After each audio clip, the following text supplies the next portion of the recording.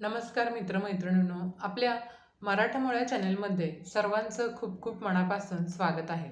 मैत्रिणींनो, येत्या गुरुवारी पौष महिन्यातील गुरुपुष्यामृत हा योग आलेला आहे आणि या योगावरती आपण आपल्या व्यवसायासंदर्भात काही समस्या असतील किंवा फायनान्शियल प्रॉब्लेम, पैशाचा प्रॉब्लेम जर तुम्हाला काहीतरी सतत जाणवत असेल किंवा अ, उद्योगधंद्यामध्ये प्रगती होत नाहीये, वाढ होत नाहीये, सतत त्यामध्ये घट होताना दिसत आलेली आहे किंवा बंद पडताना उद्योगधंदा, तुमचा व्यवसाय जो काही आहे, तो व्यवसाय बंद होत चालल्याची लक्षणं तुम्हाला दिसून येत आहेत.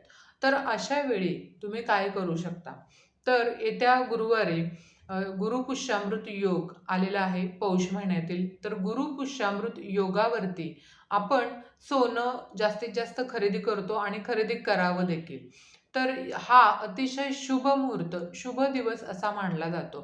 तर या दिवशी आपण सोनं खरेदी करूयाच, पण त्याचबरोबर जर तुम्हाला सोनं-नाणं खरेदी करणं शक्य नसेल, तर तुम्हाला लक्ष्मी प्राप्तीसाठी काही सेवा करायची इच्छा असेल, तर संकल्पयुक्त ही सेवा तुम्ही करू शकता. आता ही सेवा गुरुवारी सुरुवात करायची आहे गुरुपुष्यामृत योगाच्या दिवशी. तिथून पुढे 24 दिवस तुम्हाला ही सेवा तशीच कंटिन्यू करायची आहे. 24 दिवस. तर सर्वात प्रथम एक गोष्ट या ठिकाणी मी तुम्हाला सांगते, ती म्हणजे ही सेवा करत असताना त्याचे काही नियम आहेत का? तर हो, याचे नियम म्हणजेच महिला किंवा पुरुष हे दोन्हीही व्यक्ती ही सेवा करू शकतात.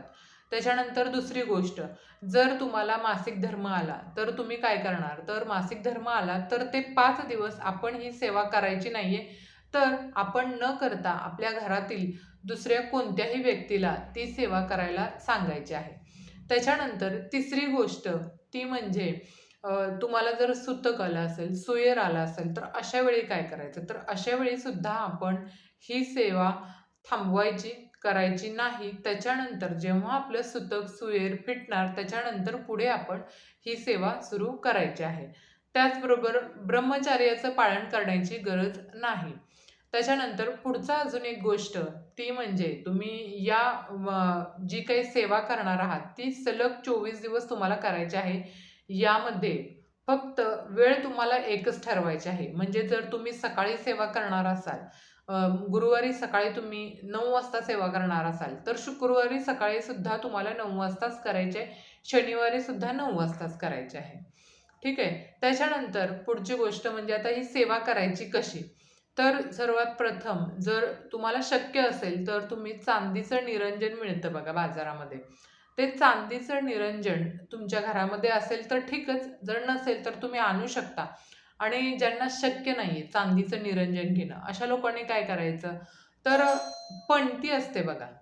आपण दिवाळीमध्ये जी पणती लावतो, ती पणतीसुद्धा तुम्ही घेऊ शकता किंवा पंचधातूंपैकी कोणत्याही धातूचं, म्हणजे पितळेचं किंवा तांब्याचं सुद्धा निरंजन तुम्ही या ठिकाणी घेऊ शकता. तर फक्त घेताना तुम्हाला मोठं घ्यायचं आहे, कारण ही सेवा आपल्याला 24 दिवस करायची आहे.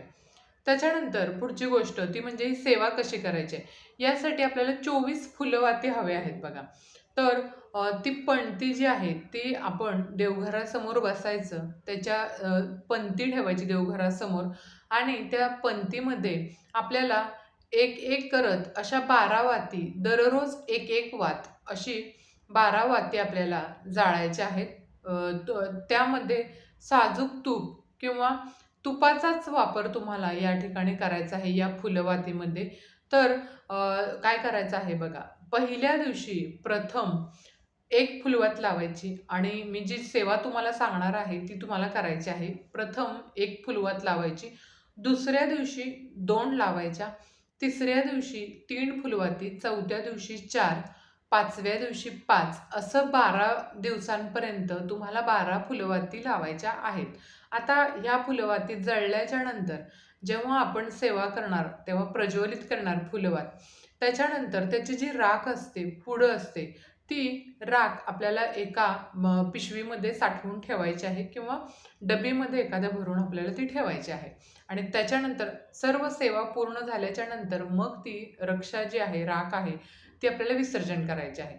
तर 12 दिवस तुम्हाला 12 फुलवाती लावायच्या आहेत. त्याच्यानंतर 13व्या दिवशी परत 13 फुलवाती लावायच्या. त्याच्यानंतर 14व्या दिवशी 12, 15व्या दिवशी 11 असं चढत्या क्रमाने आपण फुलवाती लावत जायचं 12 दिवशी आणि नंतर 13व्या दिवसापासून उतरत्या क्रमाने आपल्याला या फुलवाती लावायच्या आहेत. आणि अशा प्रकारे आपण या फुलवाती लावून त्याच्यामध्ये तूपच घालायचं आहे.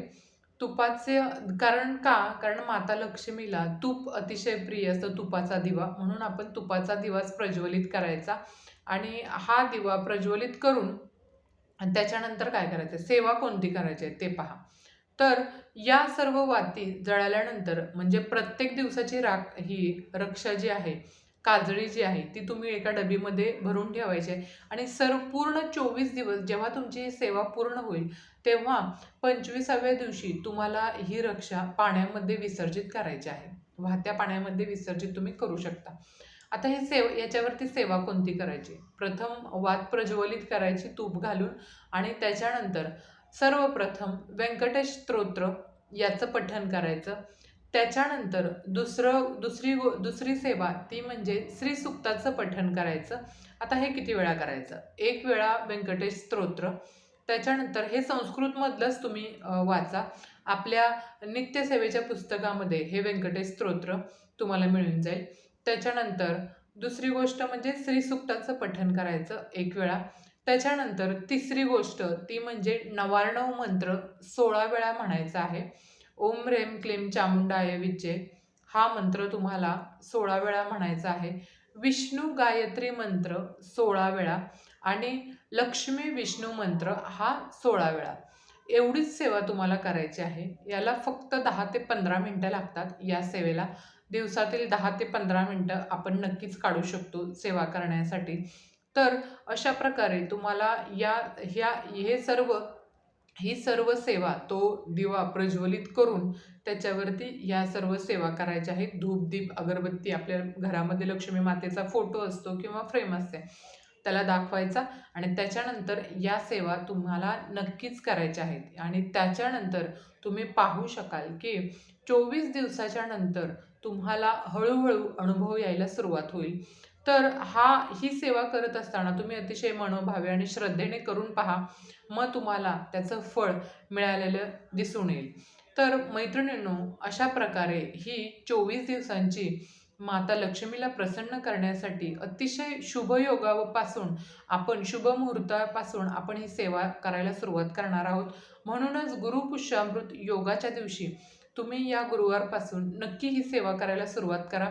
त्याचं फळ तुम्हाला मिळालेलं दिसून येईल आणि तुमच्या व्यवसायामध्ये जे काही अडचणी असतील त्यासुद्धा दूर व्हायला मदत होईल आणि तुमचा उद्योगधंदा, व्यवसाय, व्यापार व्यवस्थित चालण्यास सुरुवात होईल. तर आजची झालेली सेवा महाराजांच्या चरणी अर्पण करते आणि जर व्हिडिओ आवडला असेल तर लाईक, शेअर अँड सबस्क्राईब नक्की करा. भेटूयात अशाच नवनवीन माहितीपूर्ण पुढच्या व्हिडिओमध्ये. तोपर्यंत धन्यवाद. श्री स्वामी समर्थ. जय जय स्वामी समर्थ.